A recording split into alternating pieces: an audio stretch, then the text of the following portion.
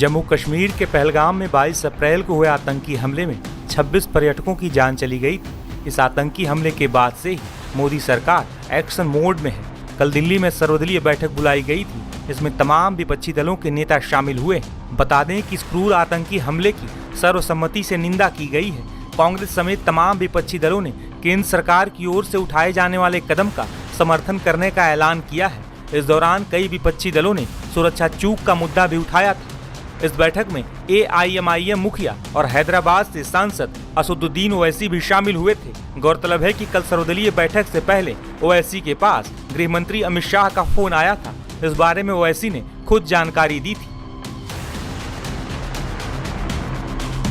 जो all party meeting का है, कल मैंने खुद जनाब किरण रिजिजू साहब से बात की थी, तो उन्होंने कहा कि हम लोग सोच रहे हैं कि उन पार्टीज को बुलाया जाए जिनके 5 MPs हैं या 10 MP हैं, वरना मीटिंग लंबी हो जाती।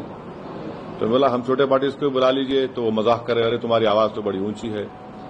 तो इसीलिए मैंने आज ट्वीट किया था कि ये मसला बड़ा अहम है, नेशनल इंपॉर्टेंस का है, जो ऑल पार्टी मीटिंग होने जा रही है, कि इसमें सब पार्टीज को बुलाया जाए। तो अभी जब मैं आपसे बात कर रहा था तो होम मिनिस्टर ऑफिस से होम मिनिस्टर मेरे से बात किए और बोले कहाँ हैं आप? तो मैं सर हैदराबाद में हो। तो बोले देर होगी मगर आप आइए। तो अभी अगर टिकट मिलेगा, इंशाल्लाह मैं बोला हूं, जो भी टिकट मिलेगा पहुंचेंगे और उसमें शिरकत करेंगे और अपनी बात को रखेंगे। बता दें कि पहलगाम में टूरिस्टों पर हुए हमले और उनका धर्म पूछकर मारे जाने को लेकर ओवैसी काफी मुखर हैं। ओवैसी ने इस हमले को अंजाम देने वालों और इसकी साजिश रचने वालों के खिलाफ कड़ी कार्रवाई की मांग की है।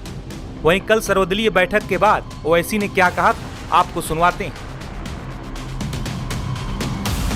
मैंने ये कहा है कि यूनाइटेड नेशन सिक्योरिटी काउंसिल का रेजोल्यूशन है 1373, उसमें ये खास तौर से कहा गया कि कोई स्टेट क्रिमिनलाइजेशन को फाइनेंस ना करे और किसी भी तरीके से टेररिज्म को सपोर्ट ना करे, सेफ हेवन ना दे।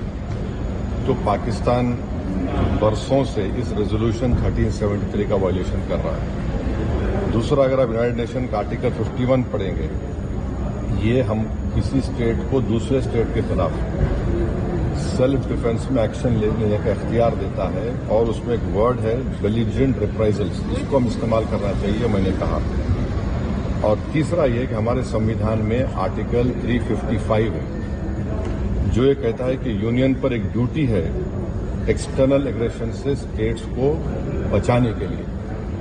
तो ये तीनों चीजें हैं सरकार के सामने और वो जो मुनासिब समझते हैं इन टेररिस्ट ग्रुप के खिलाफ, जिस देश में इन टेररिस्ट ग्रुप को पनाह दी जा रही है, मदद दी जा रही है, उनको भी ताकत दी जा रही है, खिलाफ एक्शन ले सकते हैं। चौथी बात यह है कि इंटरनेशनल लॉ इस बात की इजाजत देता है कि हम नेवल और एयर ब्लॉकेट करें पाकिस्तान के सेल्फ डिफेंस को और सैंक्शंस लगाएं पाकिस्तान के ऊपर, खास तौर से आर्म्स सेल्स में।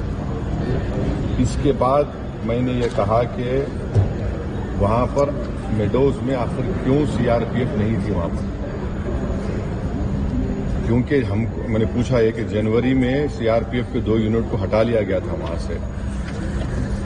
उसी सिलसिले में मैंने ये भी पूछा कि क्विक रिएक्शन टीम को 1 घंटा लगा ऊपर पहुंचने के लिए, जब तक ये पूरे शयातीन, ये तमाम जालिम लोग वहां पर मजहब पूछकर गोली मारते रहे।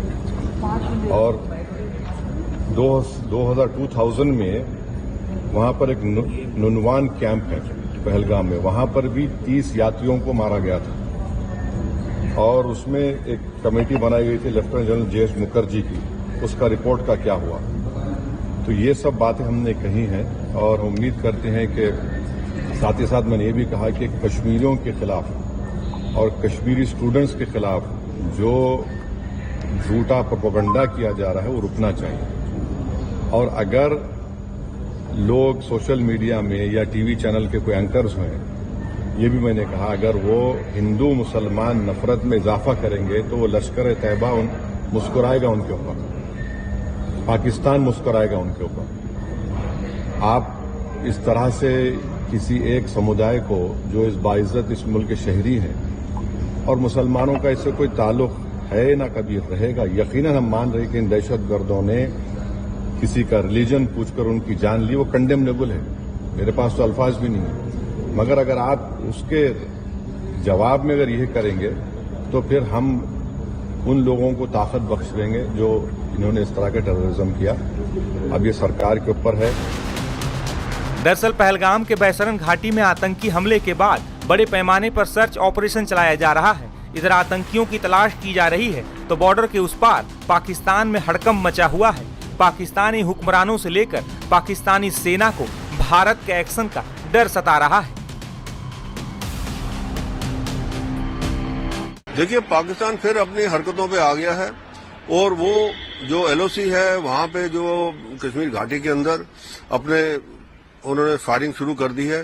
اور نارملی جب یہ فائرنگ شروع کرتے ہیں تو اس کی آڑ میں یہ انفلٹریشن کی لے کرتے ہیں تاکہ جو وہاں پہ ہمارے فورسز ہیں ان کا دھیان ذرا فائرنگ کی طرف جائے اور انفلٹریشن ہو. پر ان کو یہ نہیں پتا کہ ہمارے جو وہاں پہ جتنے بھی ہمارے آرم فورسز کے ہیں, فوج ہیں, وہ سارے کے سارے بڑے سترک ہیں اور ان کو پتا ہے پاکستان کا کیا علاقہ ہے. اور اس کا جو بھی فائرنگ کریں گے وہ اس کا منہ توڑ جواب دیں گے ہندوستان کی فوج. اور انہوں نے پہلے بھی بتایا ہے ان کو کہ اگر وہاں سے یہ ان پرووکڈ فائرنگ کریں گے تو جہاں سے بھی فائرنگ ہوگی, جس بھی پکٹ سے فائرنگ ہوگی, اس پکٹ کا نام و نشان مٹا دیا جائے گا.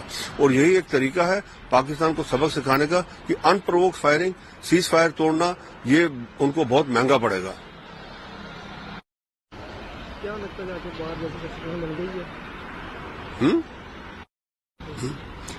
یہ جس حساب سے پاکستان یہ حرکتیں کر رہا ہے, لگتا ہے کہ پاکستان کوشش کر رہا ہے کہ یہاں پہ ایک لڑائی چھڑ جائے اور تاکہ پاکستان وہاں پہ اپنا دنیا کو کہہ سکے کہ دیکھیے جی ہندوستان نے لڑائی چھیڑی ہے. پر اس کو یہ نہیں پتا کہ ہندوستان نے جو ڈپلومیٹک مووز کیے ہیں ابھی, جیسے کہ ابھی جو انڈس وارڈر ٹریٹی کا ابینس میں رکھنا اور باقی جو ویزا وغیرہ کینسل کرنا, یہ ابھی ڈپلومیٹک طریقے سے جو چل رہا ہے وہ چلے گا.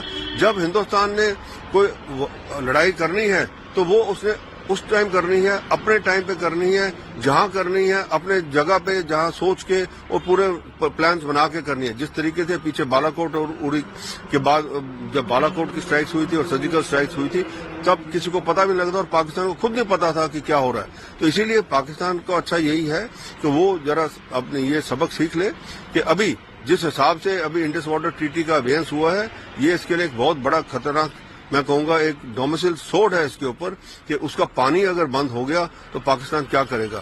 تو یہ آصف منیر اور باقی جو نواز شریف جو ہیں ان کے پرائم منسٹر, ان کو سوچنا چاہیے اور ہندوستان کے ساتھ جو ہے ان کو یہ جو ٹیررسٹ کا انہوں نے کھیل رچا ہوا ہے اس کو بالکل بند کرنا چاہیے. نہیں تو آگے آنے والے دن جو ہے پاکستان کے لیے بہت برے ہوں گے.